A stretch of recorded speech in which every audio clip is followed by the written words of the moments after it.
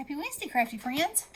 Okay, I wanted to come on for just a second and talk to you about this month's Meet Me with Some Die Cuts, because I had a few people ask if we could add bags to the borders, backgrounds, boxes, and bags. That's what it's going to be. So I wanted to give you some examples of what some things could be. Okay, so I'll start with the borders.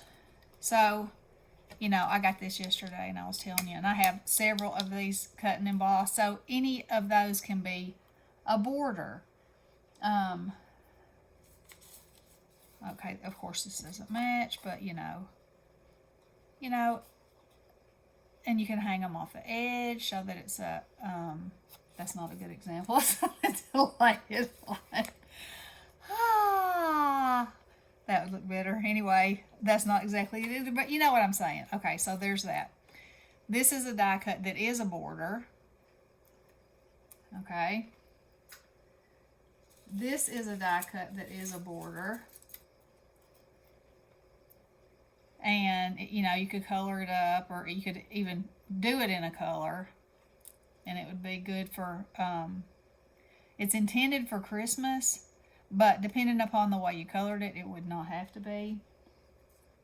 Then I have these, which are, it's double-sided paper, so it could be used on either side, So those are kind of cool.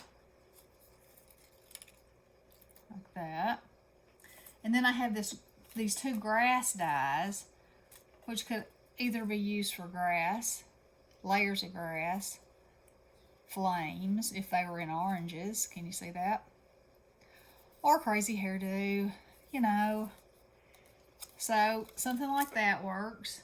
Then this is a very fancy border that can be used as a pocket or a pull or something like that. And there's a pretty one too. And then I have these that cut out. So if you get something like this, you'll end up with a positive and a negative. Then you get all these little trees to have fun with.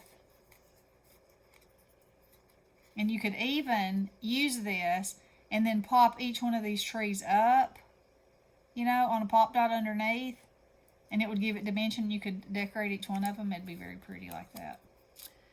And then I have some stars like that. The problem with the stars is they end halfway. So you'd have to decide if that bothered you or not. But, and then there again it comes with stars. So there's some examples of borders. Now, borders can also be lace or distressed panels or, anything that you would use to make a border. Okay, so there's that. Now, bags. Bags are also pockets if you ask me, because you can use a pocket as a bag. So I have the pocket punch board. So I could make all kinds of pockets. These came from Hobby Lobby on clearance one time, but these are bags too. Because I don't, other than my pocket punch board, I don't have a bag die per se. But these little lunch bags are fabulous too. Or this is probably a treat bag, but any kind of bag.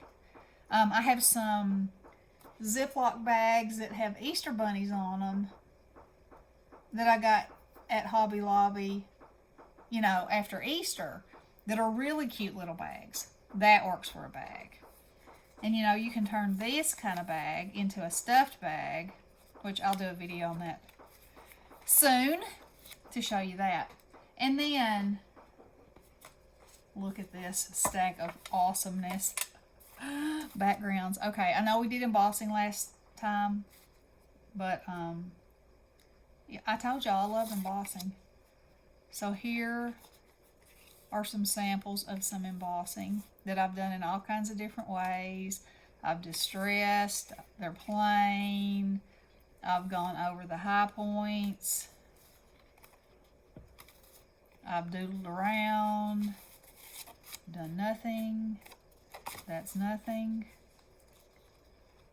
That wouldn't really be a border because it's in the middle, but you know, snowflakes. Merry Christmas, that'd be the whole thing.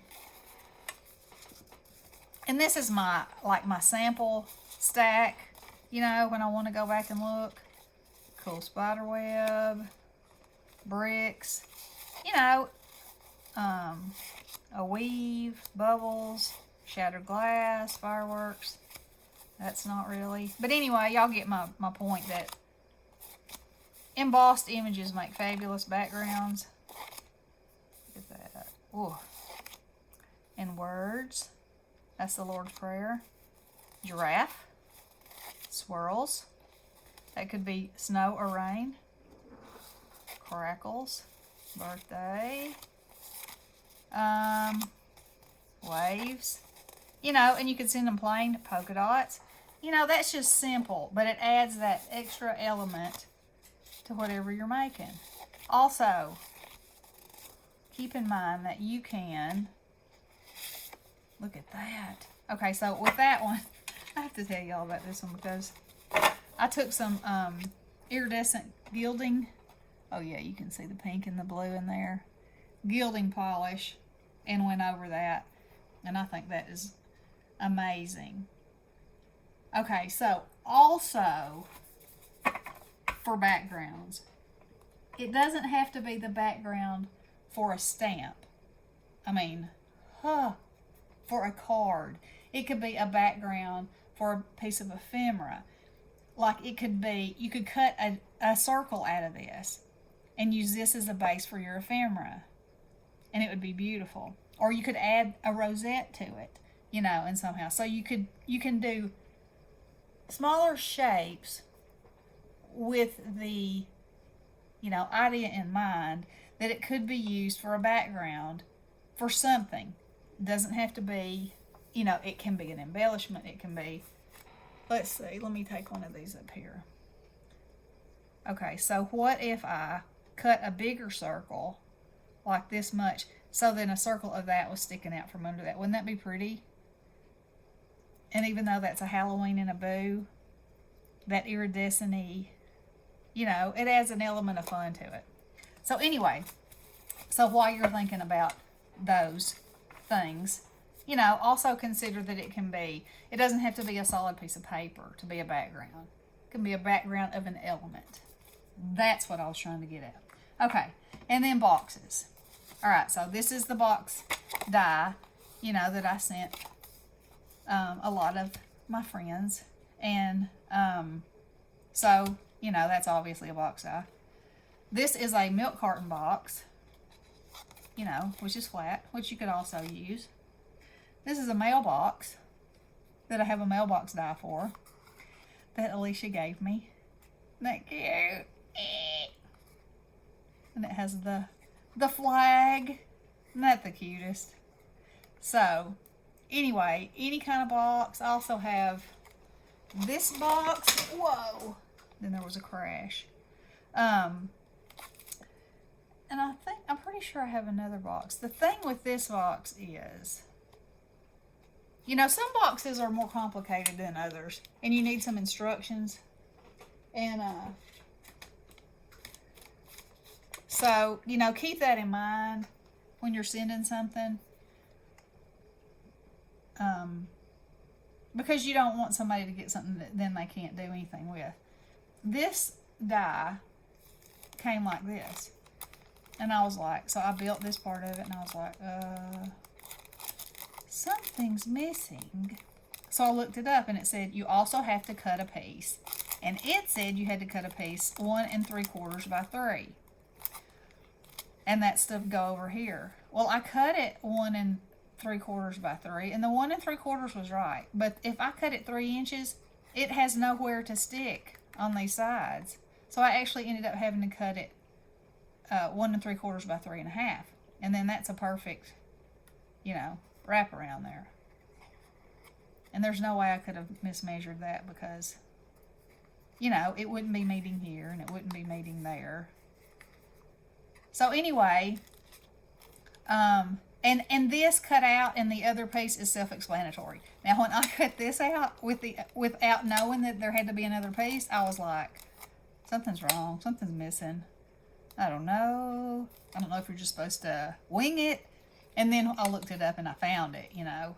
And that's the first I think I've ever gotten that said, P.S. You got to cut your own piece too. Which was fine since it's a rectangle, but you know, I'm just saying that was the first time, and it's adorable. And it's got a little Brad right there. And it came with the mail and the heart that cuts out of here, so you can put that right there and a little burp burp. So, anyway, borders, boxes, backgrounds, and bags. The 4 B's. I have about 15 ladies signed up right now, and I'm going to try today to send emails out and let everybody know who their partner is.